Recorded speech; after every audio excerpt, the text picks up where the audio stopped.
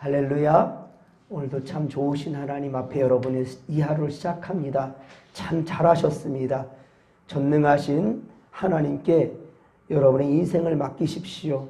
주님이 여러분을 책임져 주실 것입니다. 마음의 소원을 주께 아뢰십시오. 주께서 들으시고 반드시 응답하여 주실 줄로 믿으시기 바랍니다. 우리를 지키시며 은혜 베풀어 주시기를 원하시는 주님을 기대하며 오늘도 우리는 감사와 찬양을 하나님께만 올려드리십시다. 오늘 주시는 말씀은 에스겔 7장 14에서 27절까지 말씀입니다. 죄악의 걸림돌, 죄악의 걸림돌이라는 제목으로 주의 말씀 전하도록 하겠습니다. 사람들은요, 하나님의 사랑을 갈급하면서도 세상의 것들을 더 사랑하며 기복신앙을 추구하며 살아가고 있습니다. 결국 하나님의 진노하심과 심판을 받게 되는데요. 이것은 전적으로 저들의 죄악 때문이라는 것입니다. 그럼에도 끝까지 회개하지 않으니 하나님은 약속에 반드시 그날에 징벌하신다는 것입니다. 그리고 오늘 보면 19절에 보듯이 자신들을 보호해 줄 것이라고, 나를 지켜주실 거라고 생각했던, 여겼던 은과 금들, 이 금은보화들 어떻습니까? 그저 오물처럼 버려지게 될 것이다 라고 말씀합니다. 오히려 그것들이 죄악의 걸림돌이 될 것이다 라고 말씀합니다. 여러분, 은과 금은 어떻습니까? 은과 금은 예나 지금이나 부의 상징입니다. 그렇죠? 부의 상징이에요. 인플레이션이 오면 사실 물가가 막 고공행진하잖아요. 그러면 사실 이 지폐는 휴지 조각이 될 때가 있어요. 하지만 실물 경제를 하죠. 금, 은, 보화 이런 것들은 쌓아놓으면 언젠가는 돈이 될 수 있습니다. 우리 옛날에 IMF 때 여러분들 기억하시죠? 돈, 지폐 별 가치가 없어요. 그런데 금이나 은은 다른 나라에서는 또 가치가 높거든요. 그래서 이것을 외국으로 팔아서 달러를 모아서 어떻게 되는지 이 가난을 이겨내려 하는 그런 모습들 여러분들 기억하시지 않습니까? 그런데 모든 나라, 그 주변의 모든 국가까지 전부 다 기근이 왔어요. 어려움에 처했습니다. 아무리 돈이 많다 할지라도요, 아무리 금은부와 그렇게 짊어지고 온단다 할지라도요, 여러분, 식량을 쉽게 구할 수가 없습니다. 그것이 예전에 애굽에서 하나님께서 역사하실 때, 바로 요셉이 총리 되었을 때, 그 일대에 기근이 오게 되니까 모든 나라들이 어떻습니까? 애굽으로 몰려들잖아요. 예. 굶주림이 올 때, 기근이 올 때는요, 금은보화도 중요한 것이 아닙니다. 보십시오. 생명보다 귀한 것이 어디 있습니까? 금은보화로 과시할 수 있는, 자기를 나타낼 수 있는 아무리 많은 물질들이 있다 할지라도요, 생명보다 귀하지는 않지요. 아무리 많은 금은보화가 많다 할지라도 기근과 전염병을 막을 길이 없습니다. 물론 가능하면 시간을 좀 딜레이 시킬 수 있는, 연장시킬 수 있는, 좀 늦출 수 있긴 있겠죠. 그러니까 예전보다 지금이 많은 생명은 좀 연장시켰지 않습니까? 하지만 그렇다고 해서 어떻습니까? 불로초를 얻으려고 했던 진시황, 참 어리석은 거지요. 영원히 살 수 있는 사람은 단 한 사람도 없습니다. 생명이 조금 연장됐을지라도요, 영원에 이를 수는 없는 겁니다. 기근으로 식량이 부족하게 되면 물가는 치솟게 되고 실물이 그 어떤 화폐보다 더 가치 있게 되고요. 그래서 19절 하반절에 보듯이 기근이 심해질 때에는 무엇보다 창작, 곧 배고픔을, 이 배를 채울 수 있는 것이 중요하다라고 말하고 있는 겁니다. 배를 채울 수 있는 것, 창자를 채울 수 있는 것, 이것이 최고라는 것이죠. 아무리 금은보화가 산더미처럼 쌓여있다 할지라도 이걸로 우리의 굶주림을 해결할 수 없다는 거죠. 평소라면 은과 금으로 얼마든지 양식을 구할 수도 있겠지요. 하지만 기근의 상황에서는 무용지물이라는 겁니다. 이때 화폐는 휴지 조각에 불과하고요. 금은보화는 그저 발길에 부딪히는 돌멩이에 지나지 않을 것입니다. 사람들은 자신의 생명이 되는 양식을 그 무엇과도 바꿔주지 않을 것입니다. 쌀 한 톨에 금 한 덩어리를 준다 해도 바꾸지 않을 것입니다. 창자를 채우는 양식은 오히려 쌀 한 톨이 더 중요한 것이지 금 한 덩어리가 아니기 때문이지요. 하지만 생각해보면 어떻습니까? 금과 은이 비록 창자를 채울 수는 없다 할지라도 거리에 던져지는 오물처럼 취급한다는 것은 이건 좀 과장된 것일 수 있겠지요. 기근이 지나면 어떻습니까? 지금 기근이 지나면 다시 은과 금의 가치는 높아질 것이고요. 그렇죠? 그래서 19절에서 금은보화를 죄악의 걸림돌이다 라고까지 표현한 것입니다. 이것이 좋은 것인지는 알겠지만은 이 돈 때문에 사람 죽이기도 하고 살리기도 하지 않습니까? 하지만 이 귀한 것이 결국은 죄악의 걸림돌이 되고 만다라는 것을 지금 표현한 것입니다.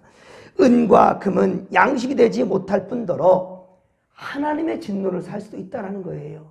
예, 돈은 일만하게 뿌리가 된다라는 말씀이 바로 그것입니다. 탐욕은 바로 곧 우상숭배라고 말씀하신 것이 바로 그것입니다. 은과 금이 그들을 넘어지게 하고 죄에 빠뜨려지는 걸림돌이 될 수 있기 때문인 거죠. 하나님의 심판이 있기 전에 이스라엘은요, 은과 금을 화려한 장식으로 삼았습니다. 자기 몸을 은과 금과 은으로 화려하게 장식하였고요. 스스로를 과시하면서 마치 특별한 존재가 된 것 같은 그러한 착각에 빠지기도 했고요. 그것으로 즐거움을 그렇게 누리기도 했습니다. 그러나 그것이 하나님께는 교만이었다는 거예요. 그것을 또한 이스라엘 백성들은 몰랐고요. 이 은이 나를 책임져 줄 줄로 착각만 하고 있었지요.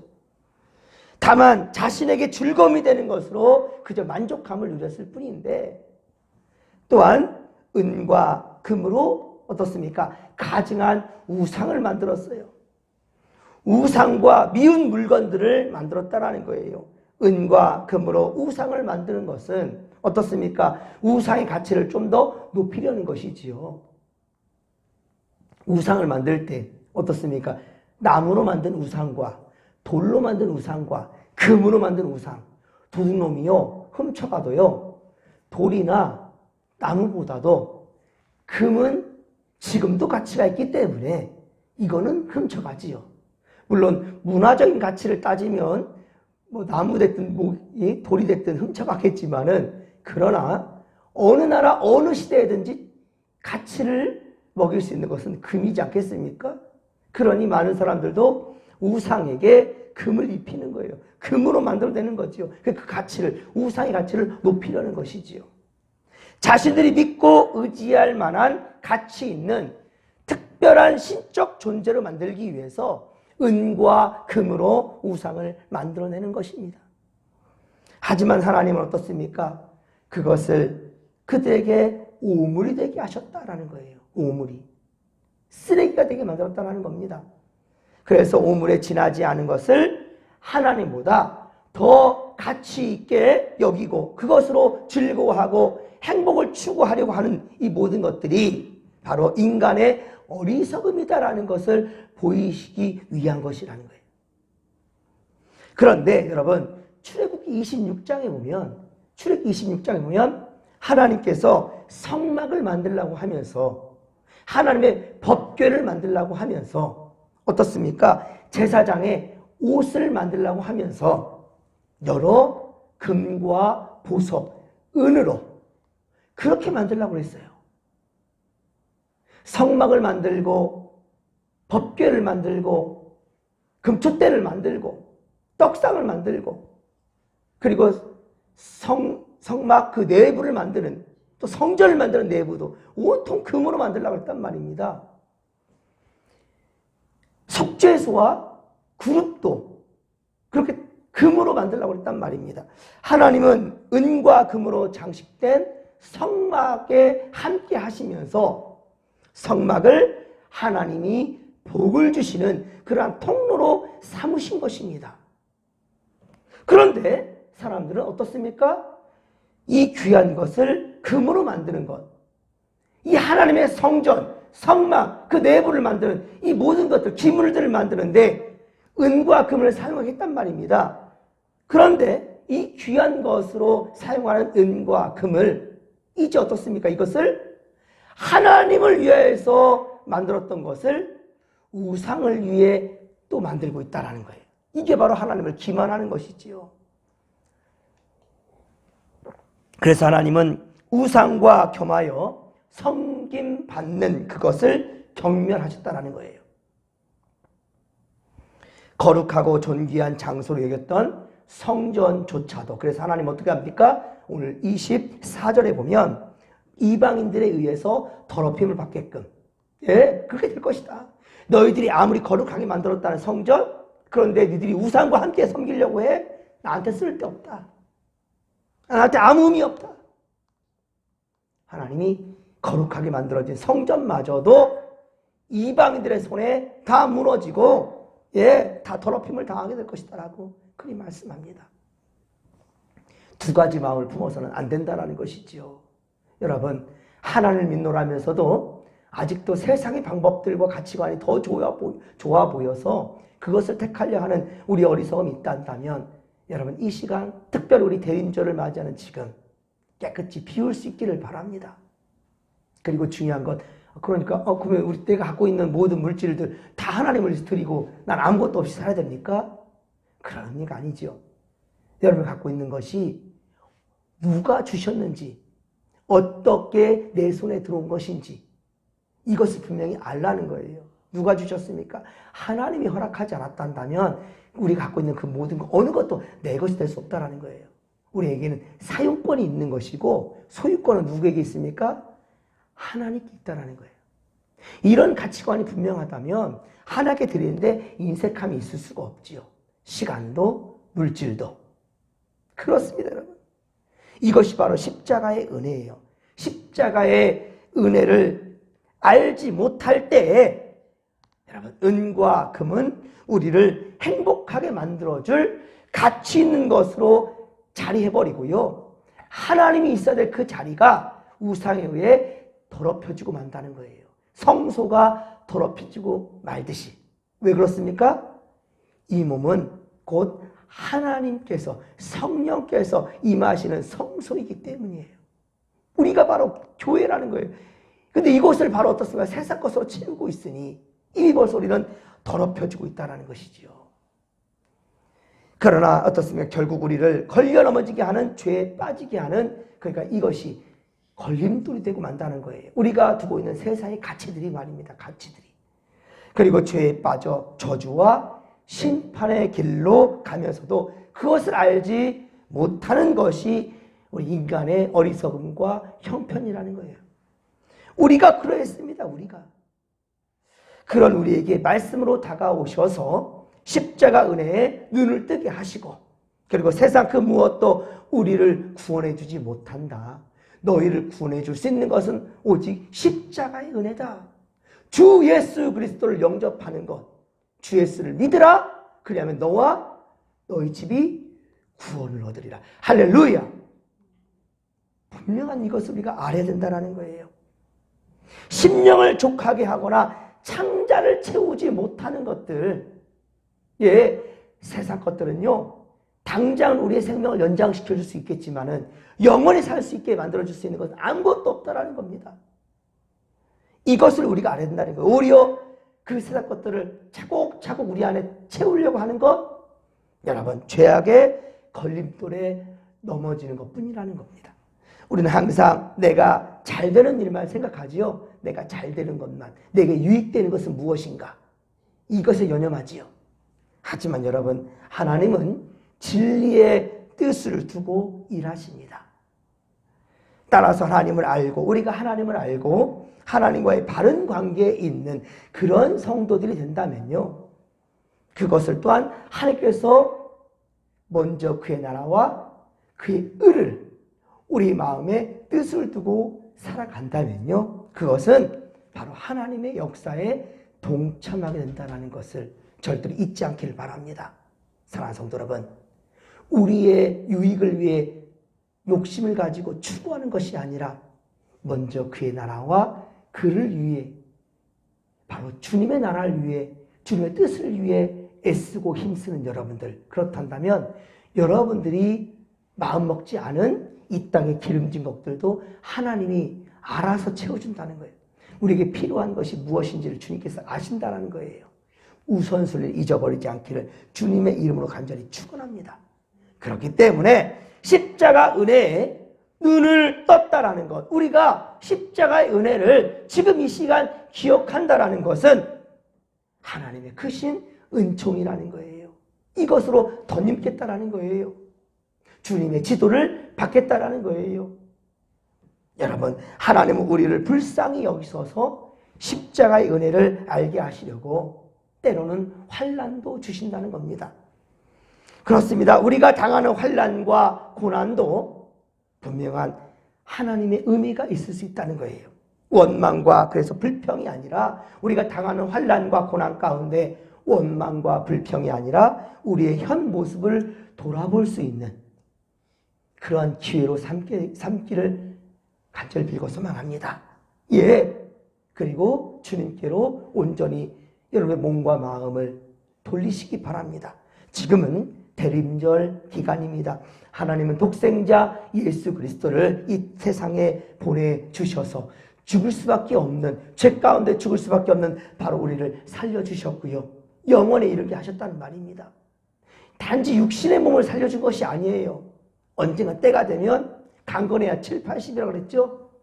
언젠간 마지막 순간이 옵니다. 하지만 우리는 이 땅의 삶만을 위해서 살아가는 것이 아니지요.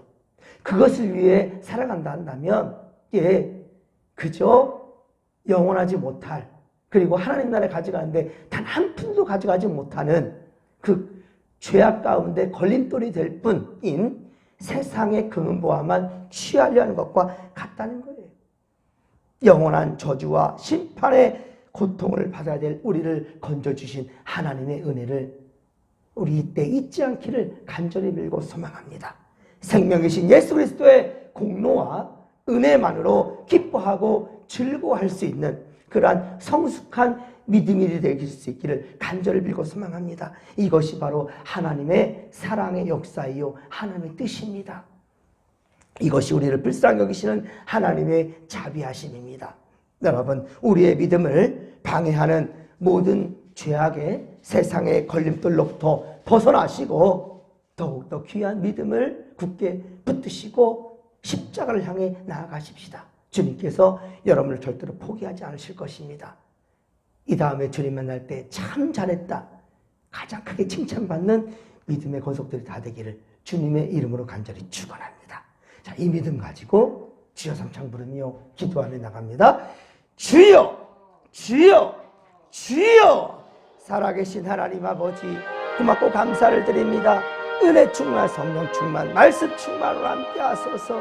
우리 안에 아직도 아버지여 가득한 세상의 가치관과 방법들, 이거 아니면 죽을 것 같아서 더 붙잡으려 하는 어리석음, 오지요, 오히려 이것을 내려놓을 때, 그리고 주님을 붙잡을 때, 먼저 그의 나라와 그의 의를 구할 때 이 모든 것을 우리에게 허락하신다라는 하나님의 역사하심, 아버지의 뜻을 우리가 받들게 하여 주시옵소서. 주여 주여 입으로는 주님을 찾지만, 그러나 주님께 우리의 모든 전부를 드리지 못하며 세상과 붙들고 있는 이 욕심과 하나님 아버지 욕망, 아버지여, 이것을 우리가 내려놓게 하여 주시옵기를 원합니다. 우리 가진 모든 것들의 소유권이 하나님께 있음을, 우리는 주님의 은혜로, 주의 뜻대로 우리 마음껏 의를 위해 사용할 수 있는 우리의 물질과 우리의 생명, 우리의 시간, 우리의 삶이 될 수 있도록 주여 도와주시옵소서.